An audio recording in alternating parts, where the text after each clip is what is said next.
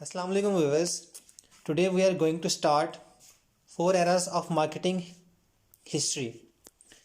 Basically इसमें बताया गया है कि किस तरह से आपकी मार्केटिंग के अंदर इवैल्यूएशन आई है कि आपकी मार्केटिंग पहले किस फॉर्म के अंदर थी और अब वो चेंज होने के बाद किस फॉर्म में आ चुकी हुई है।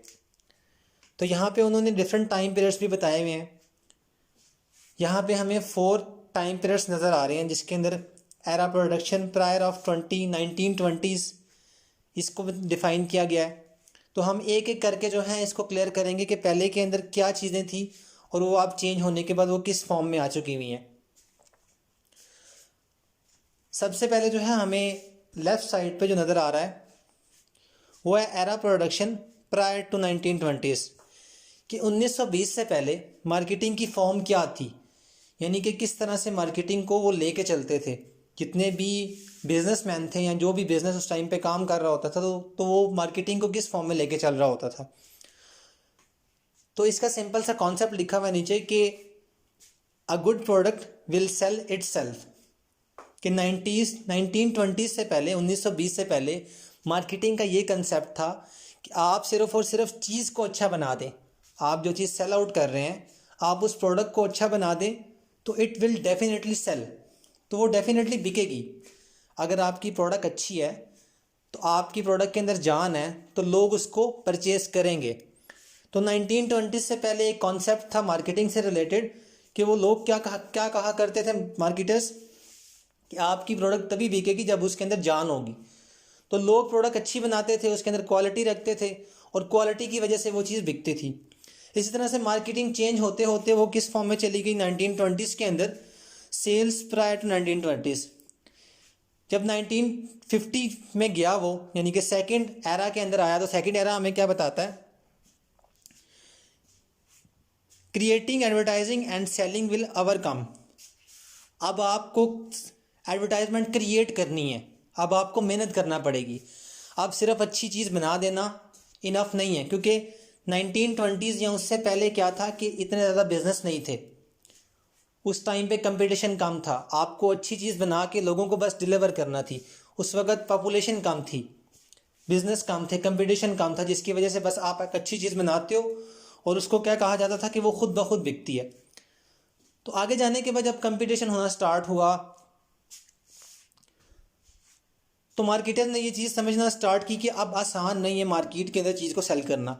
अब आपको क्या करना पड़ेगा, क्रिएटिव एडवर्टाइजिंग, आपको एक ख़ास किस्म की एडवर्टाइजमेंट करनी पड़ेगी। And selling will overcome consumers, और लोगों को सेल करना पड़ेगा, खुद जाके लोगों को कन्विंस करना पड़ेगा। Resistance and convince them to buy. अब लोगों के पास ऑप्शंस बहुत ज़्यादा हो गई हैं। पहले मार्केट के अंदर 2 कंपनीज थी, लोगों के पास इतनी ऑप्शंस नहीं थी, या तो वो उस कंपनी के पास जाते हैं या तो हमारे पास आते हैं। 1920s के अंदर ये होता था कि जो भी अच्छी प्रोडक्ट बनाएगा वो उसके पास चले जाएंगे। पर लेकिन अब मार्केट के अंदर 50 कंपनीज आ चुकी हुई हैं। अब मार्केट के अंदर कंपटीशन ज़्यादा है तो बायर को ऑप्शन ज़्यादा है। तो अब आपको बायर को खुद कन्विंस करना पड़ेगा, आपको क्रिएटिव थॉट्स लेके आनी पड़ेंगी। लोगों को, मार्केटर्स को ये सोचना पड़ेगा कि किस तरह से मैं अपने कंज्यूमर को सिर्फ अपनी तरफ मुतवज्जो रख सकता हूँ, मैं उसको सिर्फ अपनी तरफ कैच करके रख सकता हूँ। तो यहाँ पे 1920s या उसके प्रायर पीरियड के अंदर ये वाली मार्केटिंग शुरू हो गई थी कि अब हमें मेहनत करना पड़ेगी, क्रिएटिव माइंड से सोचना पड़ेगा और अपने कंज्यूमर को अपनी तरफ किस तरह से लेके आना है इसके ऊपर काम करना पड़ेगा। अब मार्केटिंग सिंस 1950, इसके बाद क्या था, consumer rules find a need and fulfil it. अब ये चीज़ बनना शुरू हो गई थी कि आपके लिए ये इनफ नहीं है कि आप क्या करें कि सिर्फ इस तरह की मार्केटिंग करें कि लोग आपकी तरफ आ जाएं। अब आपको क्या करना है, अब आपको कस्टमर्स की नीड को जानना है।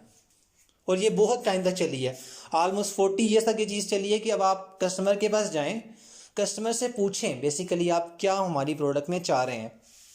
तो उनसे वो पूछने के बाद उस पर्टिकुलर चीज़ के अंदर वो जो चीज़ चाह रहे हैं, मतलब जो भी प्रोडक्ट के अंदर वो वैल्यू चाह रहे हैं, उस वैल्यू को ऐड करें और वो उनको दें। पर लेकिन ये 40 ईयर्स तक ये चीज़ चलती रही है कि कंज्यूमर से पूछें कंज्यूमर क्या चाहता है, कंज्यूमर से पूछने के बाद क्या करें, उस तरह की प्रोडक्ट बनाएं और वो प्रोडक्ट उनको डिलीवर करें।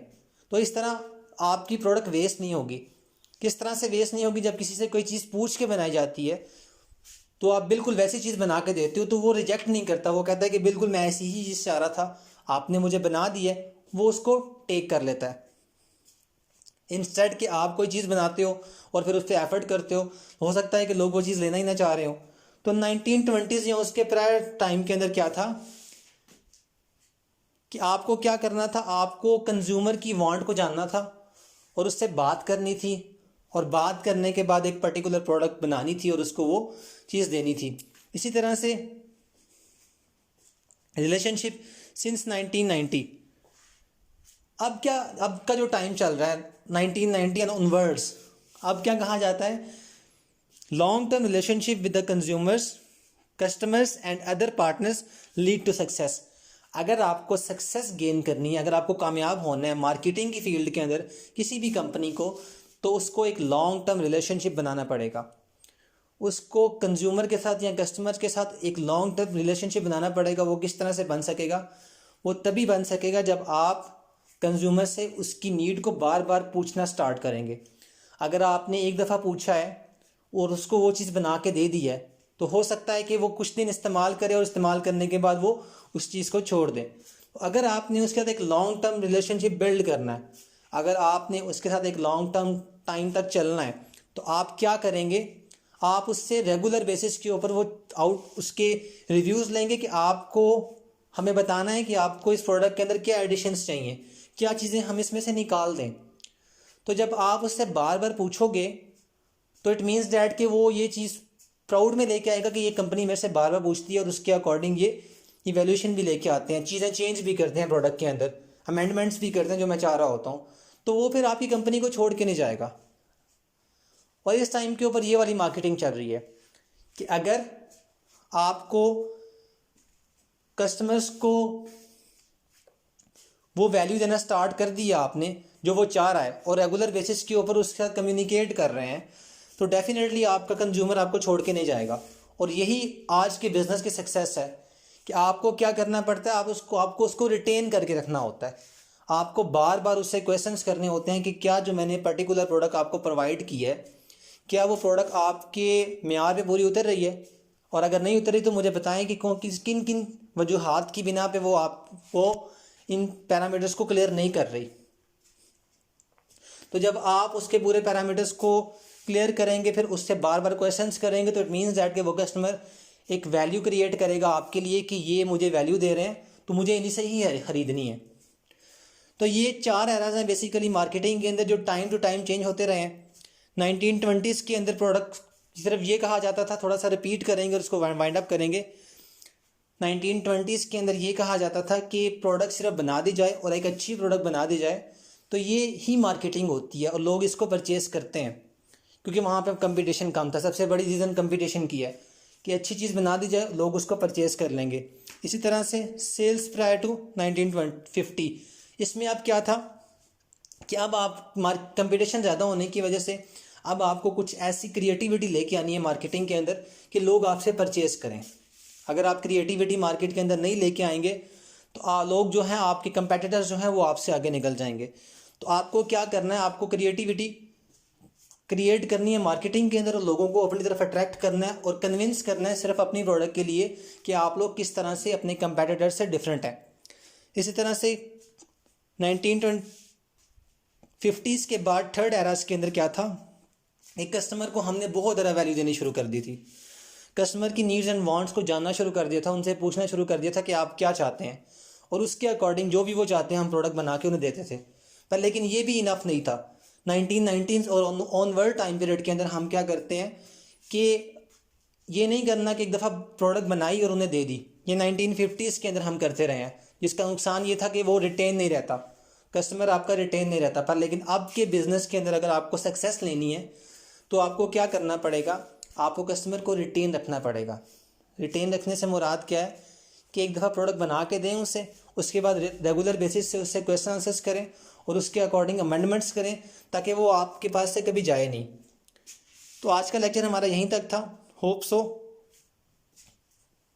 कि आपको समझ आ गया होगा। इंशाल्लाह नेक्स्ट वीडियोस में मिलते हैं। अल्लाह हाफिज़।